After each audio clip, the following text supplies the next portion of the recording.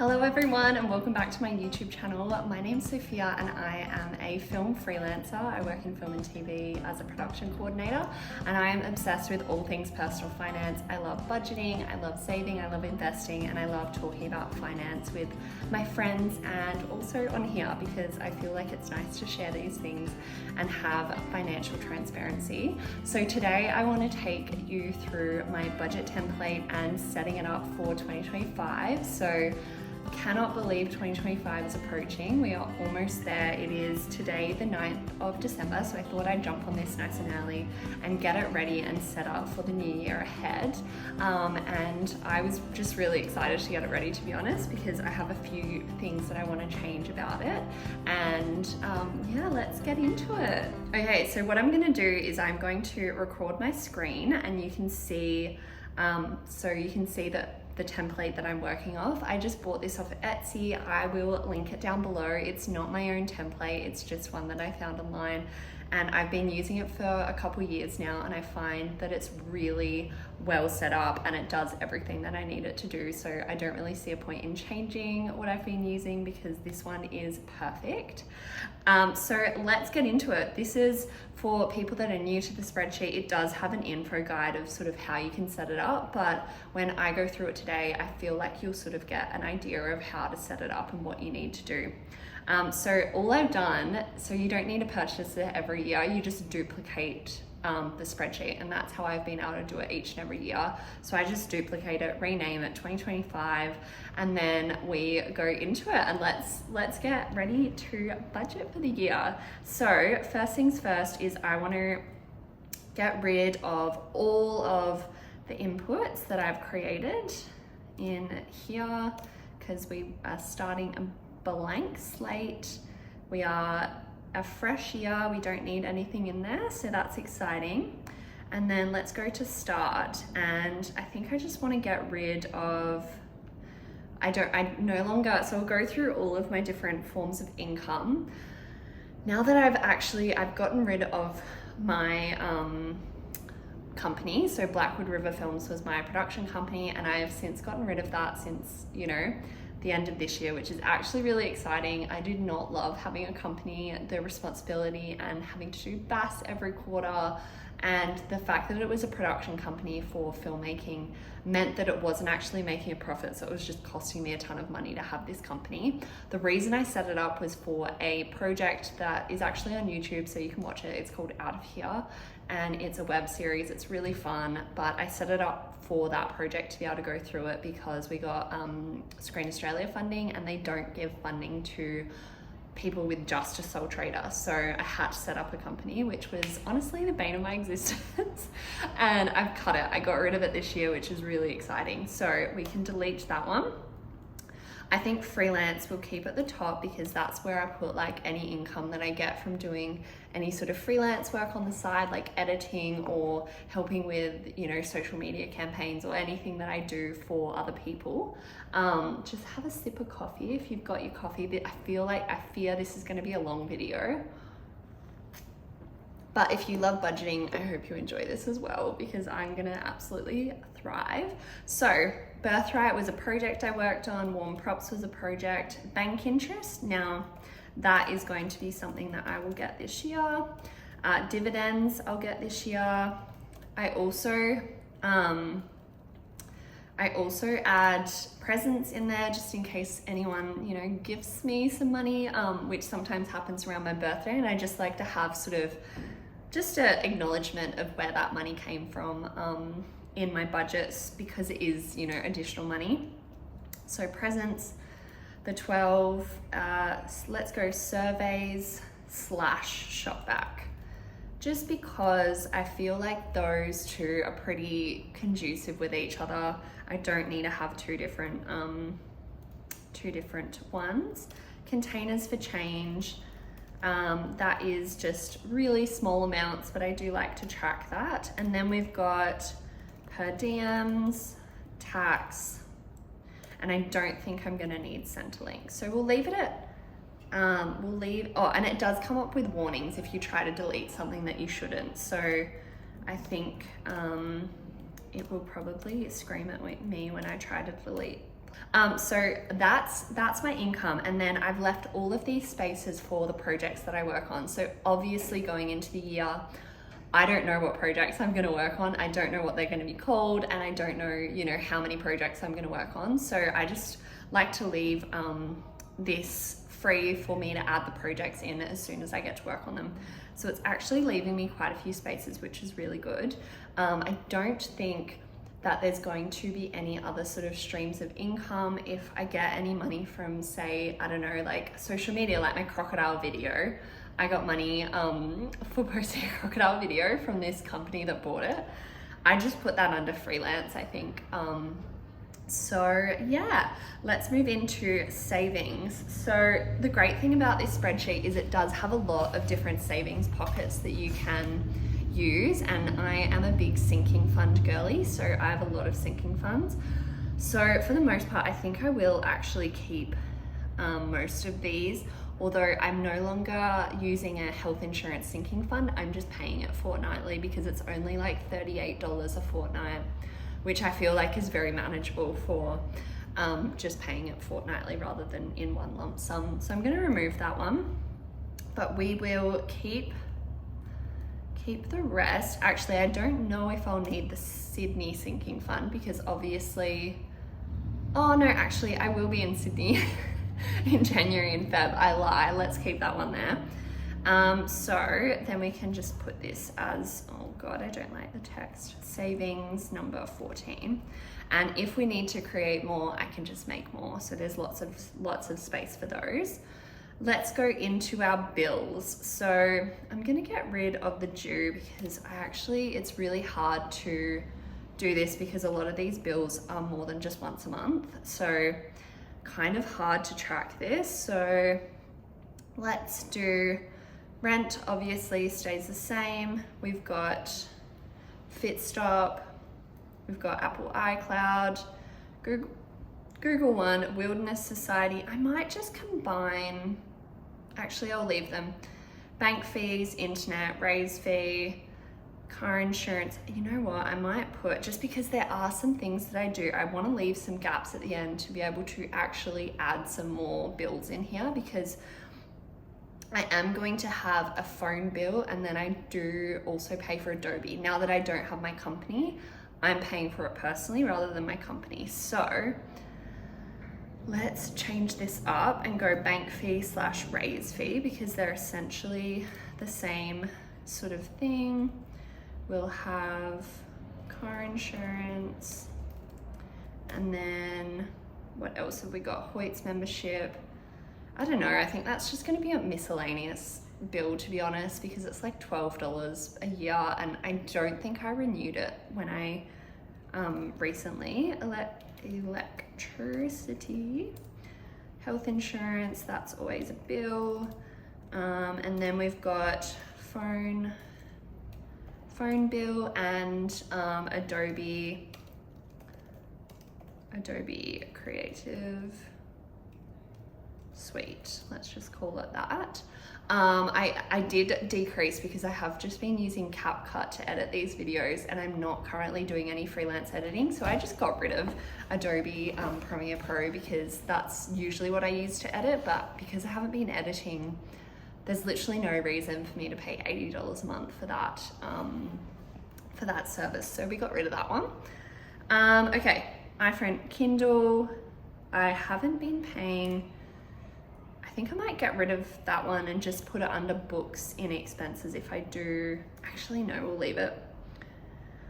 iPhone, Apple Care, doctor bills, RAC, Apple Fitness, Amazon Prime. Let's just go, let's call this streaming subscriptions. Just in case I get something different and I want to have a different streaming service, I can just lump that under there. Let's do car rego / insurance / license. Get rid of that. Accountant. And then let's go Apple Care. Oh no, let's keep them. Apple MacBook Care. Okay, maybe the whippersnippering has stopped. Let's see. I'll hit record on my screen again.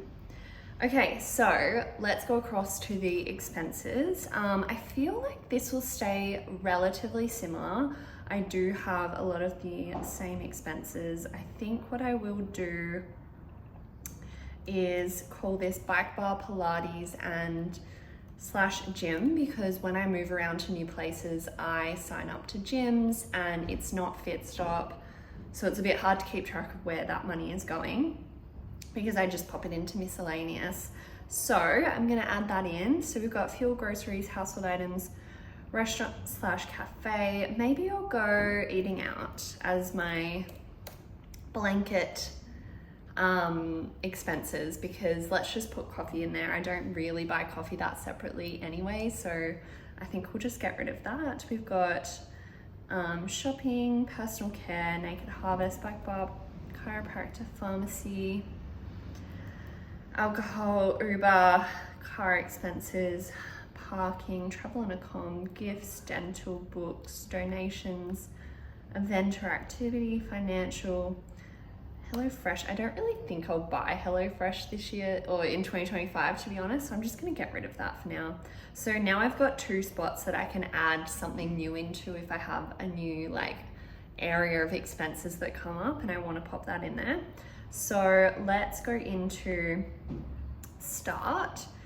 So it's going to look like we need to update our rent is going to be $850 a month for the year. Thankfully, we're probably about to sign another lease that has it's continued as $850 a month, which is fantastic, very reasonable. And then we've got FitStop is going to stay the same. I think there's no increase, and obviously actually I could probably delete January and Feb because I won't be back until March, so I don't think I'll restart my FitStop until then. So we'll keep that at that. That's gonna be, maybe we'll just pop that. Who knows? I adjust these if I need to, and this is sort of just like the bills tracker of, you know, what month, because this is automatically put into each month's tab, so you don't actually have to input this every month. You just put it into here once and then it will go to every single tab for you. Apple iCloud, that'll stay the same. Google One, Wilderness, 20, internet. Yep, car insurance. I don't know why that's $4.50. That's so random. Anyway, electricity, health, so let's pop that in.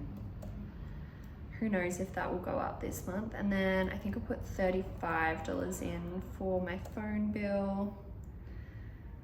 Make sure. Don't know why that's different.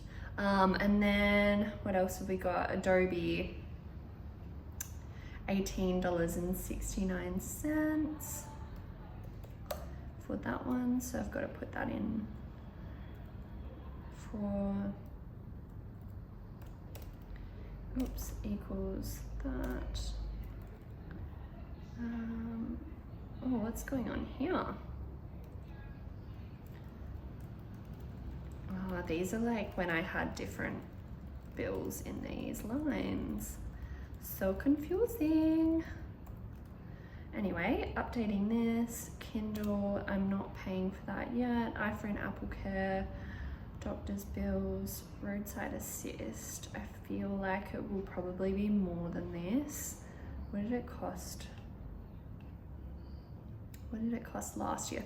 See, the beauty of having the same budget tracker is that you can look on previous years and see exactly what you spent. So roadside assist was $205 last year. So I think we're gonna bump this up. It'll be around July, so maybe I'll just put $215. I don't know how much it'll go up. It'll probably go up more than that, to be honest. Subscriptions, I won't have. Car rego and license, that'll probably end up being about $920 this year, I imagine. Accountant, now, maybe we'll just leave that there for, maybe we'll go $450 for my accountant. And MacBook, MacBook Apple MacBook Care. Let's go to previous year and see. That was $150. When did I pay that? See, you can even check like what month that was. So that was in August. So let's add that to August. August is a bit of a bitch of a month, to be honest, because I have so many of those large bills come out, like my rego and my license and yeah, like these little things that pop up.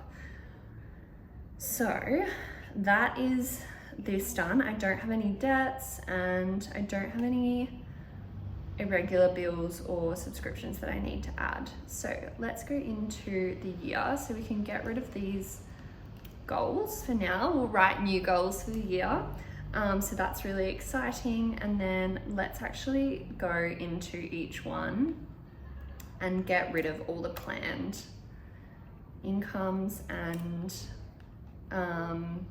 planned expenses. We'll clean up all of these tabs. So I might just go through off screen and clean up all the tabs, and then we'll come back when it's fully clean and we can go through the goals.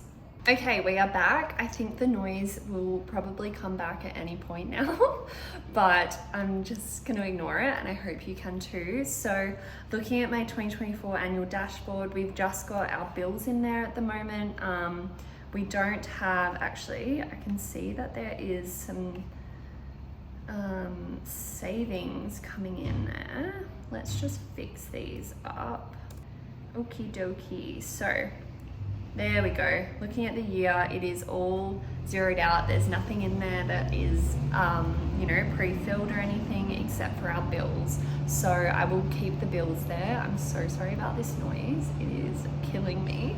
And let's look at our goals for 2024. So, okay, sorry, there was so much noise outside and I just could not bear it. So let's get back into it. Bit stoppy-starty this video, but alas, let's go through our goals for 2024. Now, I haven't journaled or thought too deeply on my goals for the new year just yet, so I think I might just put some financial goals for the year and then we can add to this as it gets close to the new year. So first things first, I would like to invest 20K for the year. This was my goal for 2024, but I don't think I'm going to quite reach it. So I think if I set myself a goal to invest $20,000 for the year, then I will hopefully get there. Oh, someone's calling me, rip. Sorry about that, just had a call from a cast member that I had to answer. So let's get back into it. This video just keeps getting interrupted. Oh my gosh. So this year I'll just put in my financial goals. So I want to invest 20K. I think if I set this goal for 2025, I might be able to hit this because at least I'm starting off the year with a pretty good salary for the first 2 months. So I will be off to a good start, and it just depends when I take my next job and what that will be. But I think that's a pretty good goal for the year. I want to hit 150K net worth. So I recently hit 100K net worth, which is so exciting. I'm going to do a video on that. But I do want to hit 150K net worth next year, which I think should be doable with my investing and my saving, and also like obviously super contributions from my employer. So I think that is quite feasible actually. I want to have multiple 5-figure months. I want to earn some money from social media. So whether that's like my crocodile video that went viral and someone bought it, or if it's, you know, something random that makes me money through social media, that would be really cool. Just having a little bit of extra income on the side. So I think I want to, for this year, look into purchasing a home, or like see where we're at with that process and see what's possible. I know that interest rates aren't great, so I'm kind of waiting for them to go down, but we'll see how that goes. So looking to purchasing a home, that's really exciting. But you know, not putting any pressure on that, to be honest, because it's only if the right thing comes up that I would want to actually do that and make that financial commitment. What else do I want to achieve? I would love to save, I think, let's put 50K for my house account. So that's just hitting 50K. There's already a bunch of money in there, but I just want to make sure it hits 50K for the year, which I think is pretty doable.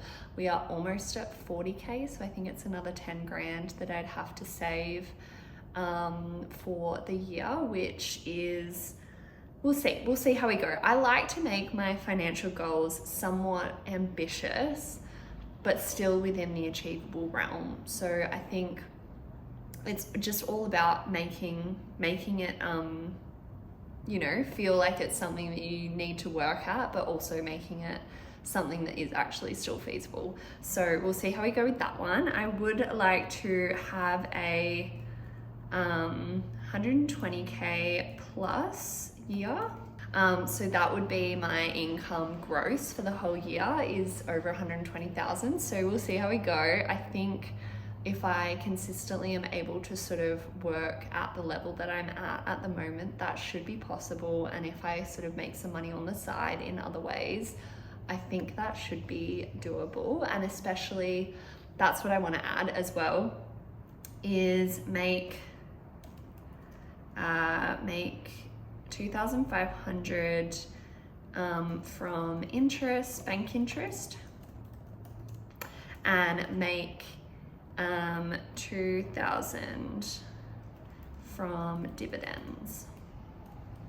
So I think just having that passive income as well will help me to hit that goal as well. So we'll see how we go with that. I feel like my dividends might end up being a bit more, but I just want to stick at that $2,000 mark for the year. So this is the breakdown for the year. This is how it looks when you first get into it, and you know, it's all fresh and clean and ready to add things for the year, which is really exciting. So you can look at, you know, January is all blank and we are going to start filling it out. I actually just thought there is a project that I'm working on at the moment that I can add in there for January and February. So we can see that's here. And so my January income, I believe, will be, let me just take a little look-see at what it's going to be for this month, because I think it will be quite similar for next month. I feel like it will be around 7.5 grand for that, and then per diems, I don't know how much that'll be. I'll probably get a net of $100. Love that the guy cutting the tree out there has started up again. That's really, really great. And then tax will be, let's go 3,500 for tax, because I get taxed quite a bit now, so that's great. So looking at it's going to be, and then we'll have $300 in bank interest. I feel like it'll be 120-ish in dividends. I think January is generally a pretty good time of year for dividends. Let me look back at the previous year. So I got, wow, $315 in dividends last year. So maybe I'll bump this up and be $350, because, you know, my investments have grown. I haven't sold off anything. So I feel like we could be looking at that amount for dividends. Presents, I don't think I'll get anything. Shop back, maybe like 20 bucks. And then containers for change, I think I'll get like $10, because my boyfriend did just put something in, and maybe there'll be some over the new year that we have to factor in. I won't get anything for my freelance work, I don't think, because I won't be working on anything yet. And then for February, let's put in a similar amount for my income, because we will still be working on that same job. Bank interest, dividends, I'm gonna put $100. I'm not really sure about February. Let's see what we did last year. So last year we only had $58 in dividends. Presents, I might just put $500 because it is my birthday and I don't know, you know, whether I'll get any cash for presents, but I might just put in $500 there just in case, put it out there.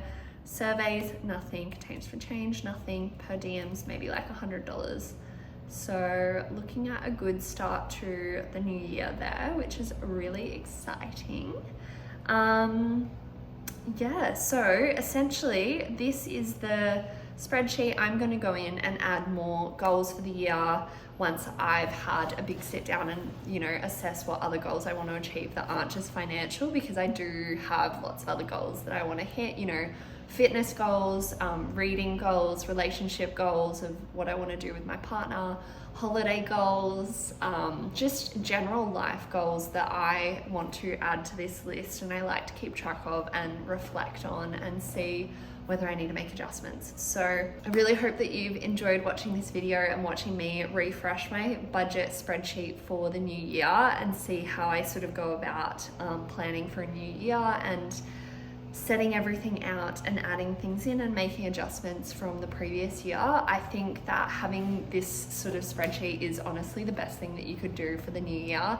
If you're looking at getting into personal finance and keeping a better track of your own money and finances, get a spreadsheet like this. It doesn't have to be this fancy. It doesn't have to be one that has all the different tabs and all the different things, but just having somewhere that you put in all of your income, expenses, and bills and your savings is so important for, you know, hitting those financial goals that you have. So I feel like this is a really good way to start the new year, kick it off with, you know, good habits, and hopefully it's a really successful 2025 for everyone out there. And I'm wishing you financial success and abundance for the new year. I think the new year word is going to be abundance. I love that word, and I think it's honestly not just about finances, it's about abundance of health, abundance of healthy relationships, and, you know, abundance of beautiful things in life. So anyway, thank you so much for watching. I really hope you enjoyed this little very chatty video. I'm so sorry there were so many interruptions. So I hope you have a fabulous rest of December. I might see you again before the year ends. Nonetheless, thank you so much for watching. If you stuck around this whole time, make sure to subscribe, maybe leave a comment. That would be fabulous. And yeah, we'll talk to you guys soon. Bye.